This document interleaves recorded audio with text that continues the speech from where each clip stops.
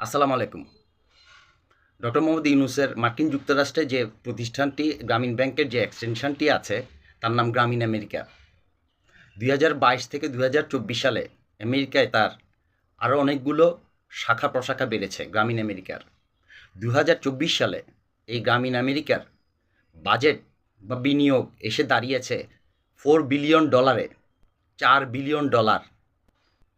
এই গ্রামীণ আমেরিকার অনেকগুলো ডোনারের মধ্যে একটি ডোনার হচ্ছে ইহুদিবাদী সংগঠন ফাউন্ডেশন। ওয়েবসাইটেই আছে, একটু কষ্ট করে খুঁজে নেন। ২০২৪ সালে গ্রামীণ আমেরিকার অ্যাম্বাসেডর হচ্ছে গায়িকা জেনিফার লোপেজ।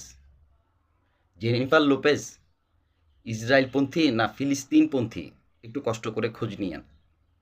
এই ডক্টর মোহাম্মদ ইউনূসকে যারা তাদের গুরুর আসনে শীর্ষে বসিয়েছে, তারা যখন ইসলামের কথা বলে